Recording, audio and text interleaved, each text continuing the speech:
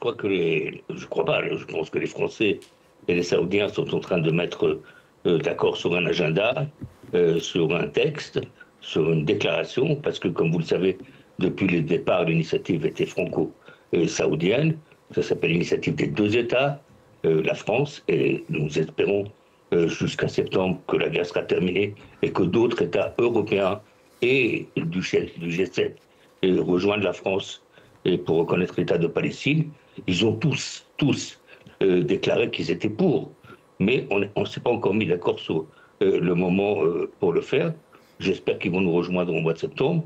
Et d'un autre côté, l'idée que l'Arabie saoudite et d'autres pays arabes et musulmans déclarent qu'ils sont d'accord pour reconnaître l'État d'Israël.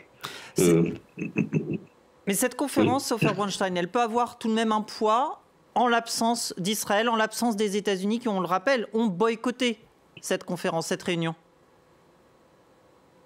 Les États-Unis, j'espère qu'à un moment donné, ils vont rejoindre, parce que même les États-Unis ont, à plusieurs reprises, dans le cadre des accords d'Abraham, quand les pays arabes rejoignent les accords d'Abraham, que ce soit le Maroc, que ce soit le Bahreïn, que ce soit les Émirats arabes unis, c'était à condition qu'il y ait aussi un État de Palestine.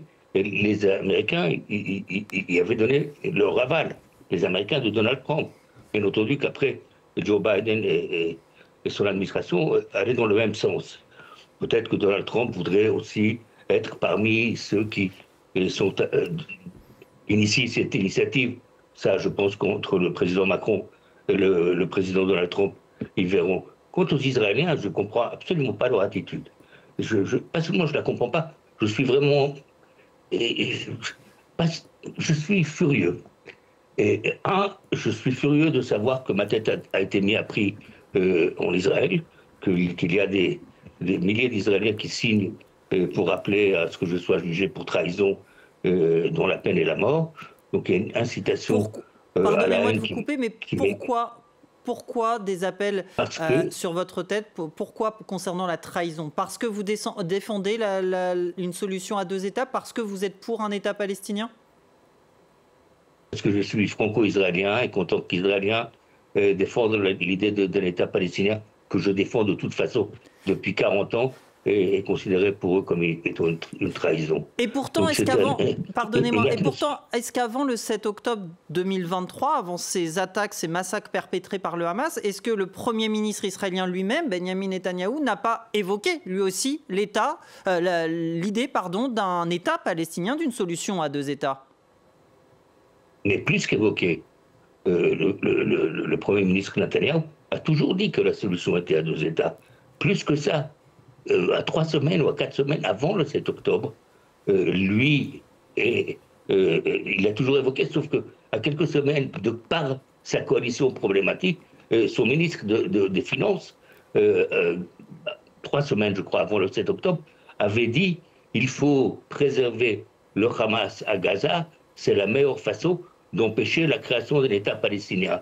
Alors maintenant que nous appelons à reconnaître l'État palestinien, on nous dit que c'est un cadeau que l'on fait au Hamas. Donc il faudrait que même l'extrême droite israélienne se mette d'accord si c'est la création d'un État palestinien, c'est bon ou pas bon pour Israël. Mais de plus, je voudrais vous rappeler, le président Macron a posé des questions au président Abbas, très précises, par rapport au futur État palestinien, par rapport aux futures négociations entre Israël et les Palestiniens. Et le président Abbas lui a répondu il y a quelques jours. Il a condamné fermement les actes barbares du 7 octobre. Il a appelé à la libération des otages.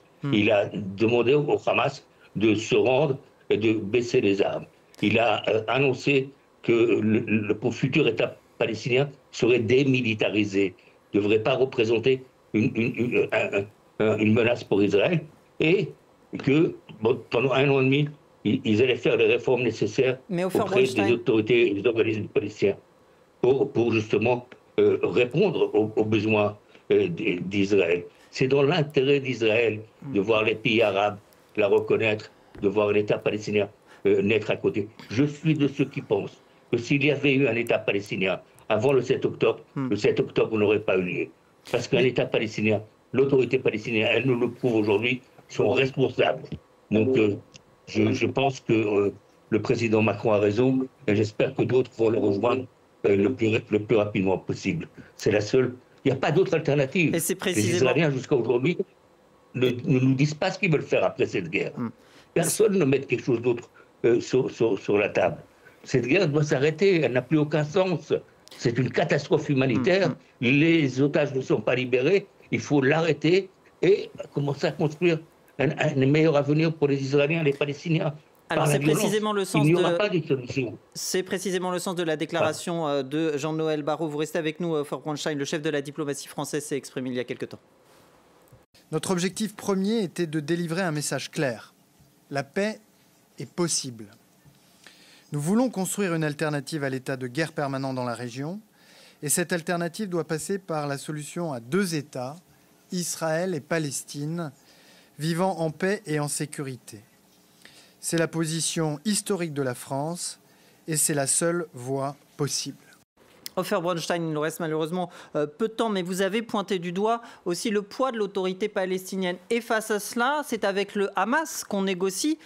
Quel est le rôle clé que peut jouer le Hamas? Ce n'est pas avec le Hamas qu'on négocie actuellement? Non, la création d'un État palestinien ou le futur des relations entre Israël et la Palestine, ce sera avec une autorité palestinienne qui sera élue par le peuple palestinien. Avec le Hamas, aujourd'hui, on négocie la libération des otages et la fin de la guerre. Il faut d'abord négocier avec le Hamas pour passer à la suite. Il n'y a pas de rapport entre la guerre aujourd'hui et la reconnaissance d'un État palestinien. Les deux sont totalement distincts. On aurait voulu, c'est pour ça qu'on a attendu jusqu'à septembre, que cette déclaration se fasse alors que la guerre s'est terminée. Mais il y a en Israël certains qui veulent perpétrer cette guerre. Je voudrais aussi vous dire quelque chose. J'ai accompagné le président Mitterrand en Israël en 82, et ensuite le président Chirac, et ensuite Sarkozy, et ensuite Hollande. Ils ont tous dit qu'ils étaient là pour garantir la sécurité d'Israël, combattre l'antisémitisme et reconnaître le droit aux Palestiniens à leur pays dans la liberté et la dignité. Eux l'ont dit, le président Macron l'a fait, il était temps de le faire, et ça permettra aux Israéliens et aux Palestiniens de négocier d'égal à égal un futur commun qui sera un futur de bon voisinage. Et je veux encore rappeler quelque chose. Depuis que cette guerre a commencé, à Ramallah, il y a moins de manifestations contre Israël qu'il y en a à Paris ou à New York. Donc l'autorité palestinienne est un bon partenaire pour aller de l'avant vers la paix entre les deux peuples. Je vous remercie beaucoup, Ofer Bronstein, chargé de mission par Emmanuel Macron pour le rapprochement israélo-palestinien, et évidemment président du Forum international pour la paix. Merci à vous.